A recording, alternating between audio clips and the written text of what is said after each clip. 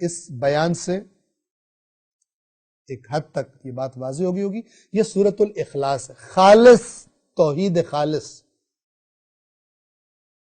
اور ہم نے شروع میں بھی عرض کیا کہ مکتب اہل بیت اطہار میں تاکید کی گئی ہے، ہمارے ائمہ کی احادیث میں تاکید کی گئی ہے اس سورہ مبارکہ توحید کو، سورہ مبارکہ اخلاص کو کم از کم ایک بار تو پڑھے. مکروہ ہے، شدید ناپسندیدہ ہے کہ 5 نمازوں میں ایک دفعہ بھی کسی رکعت میں سورہ توحید کی تلاوت نہ کی جائے. کیوں؟ کہیں گے ثواب بہت زیادہ.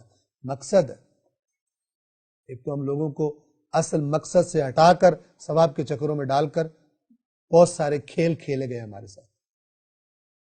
بہت سارے لوگ تلقین کر رہے ہوتے ہیں، ہم سمجھ ہی نہیں سکتے.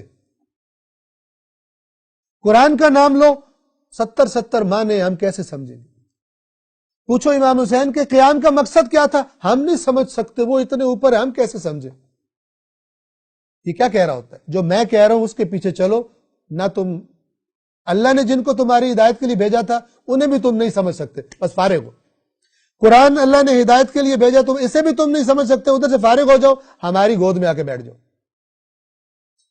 تاکہ کوئی ہمیں پوچھے بھی نہ کہ یہ جو بول رہے ہو کہاں سے بول رہے ہو.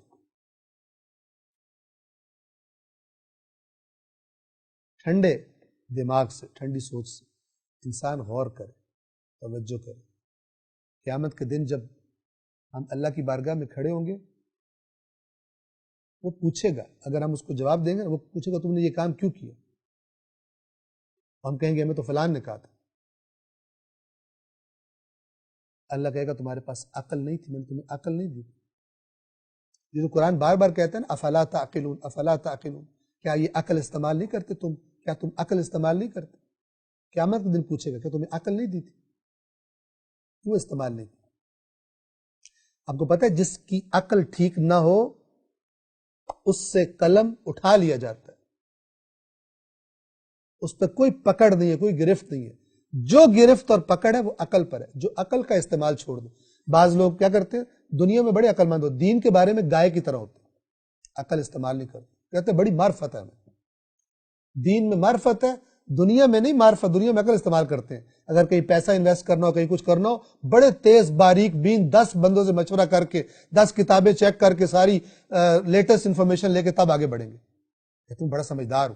دین میں گائے بن جاتے. کیوں؟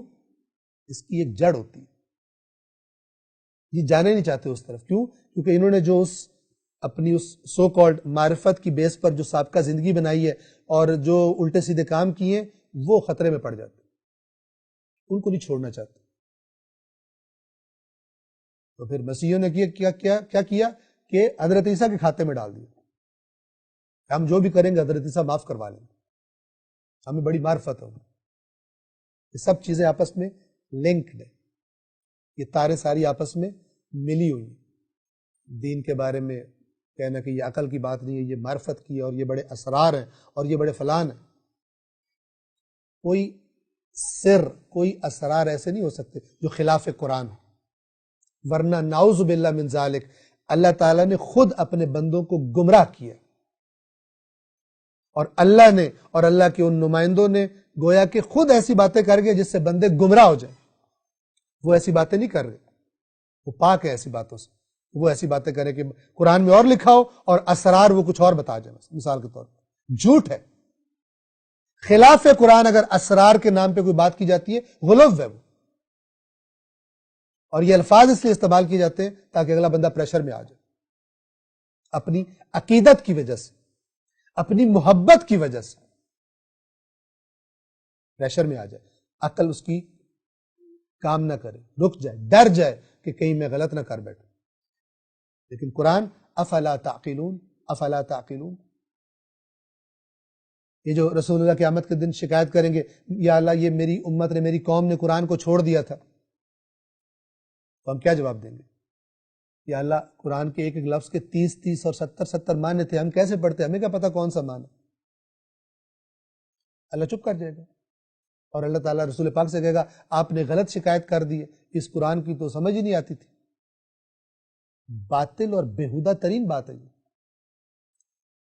بہتان ہے. یہ اللہ کی اس ہدایت کی بہترین کتاب پر بدترین احمقانہ اور جاہلانہ بہتان ہے۔ اللہ کہے گا تیرے اندر عقل نہیں تھی، جا کے پڑھ کے دیکھتا تو صحیح، سمجھ آتا تھا یا نہیں آتا تھا؟ اس کے بعد تو مجھ پر بہتان باندھتا کہ میں نے اپنی تا قیامت، رسول اللہ کے بعد تا قیامت انسانیت کے لیے جس کتاب کو میں ہدایت کہہ رہا ہوں وہ کتاب میں نے ایسی بنائی جو سمجھ میں نہیں آتی تھی۔ عقل ہے تیرے میں؟ تم میں سے کوئی تھوڑا سا پڑھا لکھا ہوا کوئی کتاب لکھے لوگوں کے لیے، وہ کوشش کرے گا جن کے لیے لکھ رہا ہوں ان کو سمجھ میں آئے۔ مجھے اتنا بھی پتہ نہیں تھا، اتنی بےہودہ بات اور بہتان تم میرے اوپر باندھتے تھے کہ میں نے یہ قرآن دیا جو سمجھ میں ہی نہیں آتا۔ کیا جواب دیں گے؟ وقال الرسول یا رب ان قوم اتخذوا هذا القرآن مہجورا، اور رسول کہے گا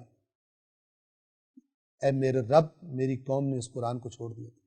کوئی ہوگا جواب کسی کے پاس؟ کوئی جواب نہیں۔ صرف وہ بچے گا جس نے اپنے آپ کو قرآن مجید سے مربوط کر کے رکھا ہے۔ افلا یتدبرون القرآن، تو کیا یہ لوگ قرآن میں تدبر، غور و فکر نہیں کرتے؟ ام علی قلوب اقفالها، یا دلوں پر ان کے تالے پڑ چکے ہیں؟ یہ سمجھ میں نہیں آتی آیت؟ آتی ہے۔ اگر کوئی سمجھنے کا نیت کرے، ہم کہا کرتے ہیں جتنا قرآن سمجھ میں آتا ہے کوئی چیز سمجھ میں نہیں آتی، بشرطے کہ جو قرآن کہہ رہا ہے اسے ماننے کا ارادہ ہو، اور قرآن سے ہٹ کر بنائی گئی جو چیزیں ہیں ان پر نظر ثانی کرنے کا ارادہ ہو، تب قرآن بڑی اچھی طرح سمجھ میں آتی ہے۔ ورنہ کیا کرتے ہیں؟ ایک فرقہ اپنی آیتیں اٹھا کے سامنے لے آتا ہے، اپنی عوام کو سناتے ہیں، باقی آیتوں کا پتہ ہی نہیں ہوتا، اور آیتوں کو بھی جو آیت کا مقام ہے اس سے کاٹ کر کسی اور چیز پہ فٹ کر کے سنا رہے ہوتے ہیں، اور آگے سے واہ واہ ہو رہی ہوتی ہے۔ کہتے ہیں بڑا علمی نقطہ آپ نے بیان کیا، پر تم نے قرآن پڑھا جو کہہ رہے ہو علمی نقطہ بیان کیا؟ بغیر پڑھے علمی نقطہ بیان ہو گیا۔ دوسرا فرقہ آتا ہے وہ کوئی دوسری آیت اٹھاتا ہے جو اس کے خلاف ہوتی ہے۔ حق تو یہ تھا کہ ایک موضوع پر ساری آیات کو اکٹھا کیا جائے اور انصاف سے بات کی جائے، نہ، پھر فرقہ کیسے بنے گا؟ پھر جنت کے ٹکٹ کیسے بٹیں گے اپنے اپنے فرقے کے لیے؟ اسی طرح ہوتا ہے۔ اللہ فرماتا ہے الذین جعلوا القرآن عضین، وہ لوگ جنہوں نے قرآن کو ٹکڑے ٹکڑے کر لیے، یا قرآن کہتا ہے کل حزب بما لدیہم فرحون، ہر گروہ جو اس کے پاس ہے اس پر خوش ہے۔ کیوں؟ کیسے پتہ چلے گا آپ کو؟ اللہ یہ عذر قبول نہیں کرے گا ہم تو عوام تھے، ہم کیسے قرآن پڑھتے، بالکل قبول نہیں کرے گا۔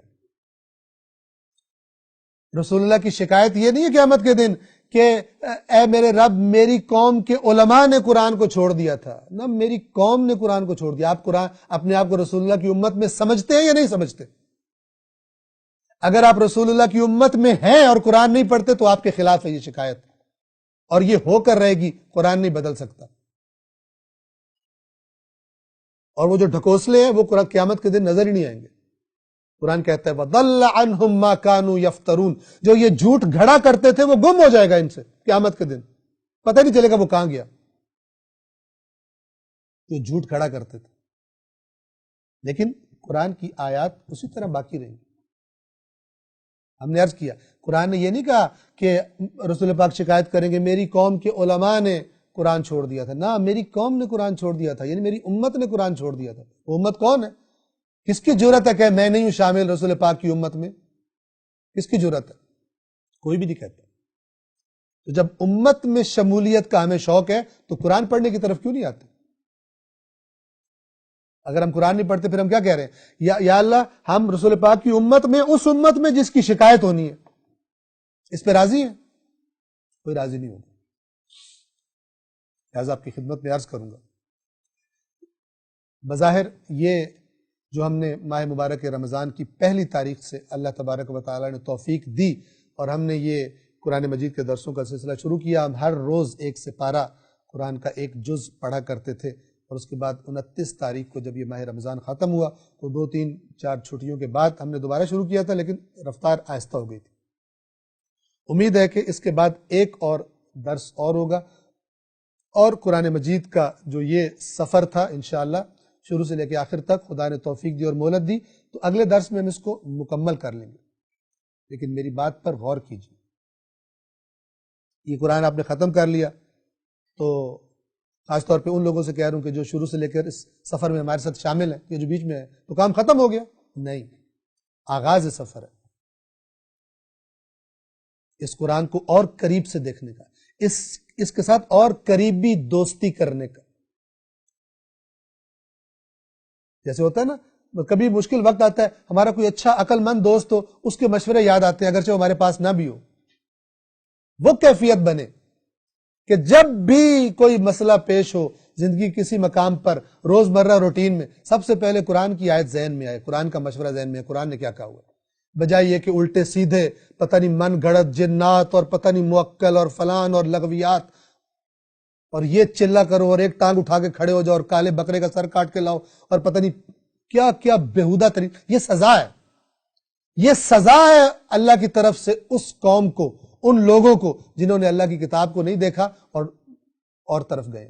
یہ سزا ہے، اس سزا کو سمجھیے، یہ عذاب ہے، اس عذاب کو سمجھیں۔ عذاب سمجھتا وہی ہے جو بے حس نہ ہو گیا ہو، جو مردہ نہ ہو چکا ہو اپنی عقل کے اعتبار سے، وہ سمجھتا ہے، غور کرتا ہے۔ جو غور کرتا ہے اسی کو سمجھ آتی ہے، ورنہ جو تعصب میں اندھا ہو، جو عقل نہ استعمال کرنے کی عادت میں اندھا ہو گیا ہو، اس کے راستے ہی بند ہے۔ یہ سوچئے کہ ہدایت کے راستے اللہ نے کیا بتائے، ان کو کھولیے۔ اگر بند کر کے بیٹھ گئے ان کو کھولیے، ادھر رجوع کرنے کی کوشش کیجیے۔ اللہ تبارک و تعالیٰ کا وعدہ ہے، الذین جاہدوا فینا لنہدینہم سبلنا، وہ لوگ کہ جو ہمارے لیے یعنی اللہ کی ذات کی نیت سے جو کوششیں کرتے ہیں، یقیناً ہم اپنے راستوں کی طرف ان کی ہدایت کر دیں۔ پروردگار عالم قرآن مجید سے ایک ایسا مضبوط، محکم، گہرا، دوستانہ، محبت والا، کبھی نہ ٹوٹنے والا رشتہ بنانے کی ہم سب کو توفیق عطا فرمائے۔ قرآن مجید سے بھی اور قرآن مجید کے سائے میں روایات محمد و آل محمد علیہ الصلاۃ والسلام سے گہرا رابطہ قائم کرنے کی اللہ تبارک و تعالی ہمیں توفیق عطا فرمائے، اور اس دنیا میں بھی اور آخرت میں بھی قرآن مجید اور محمد و آل محمد علیہ الصلاۃ والسلام کا سایہ، ان کی شفاعت ہم سب کو نصیب فرمائے۔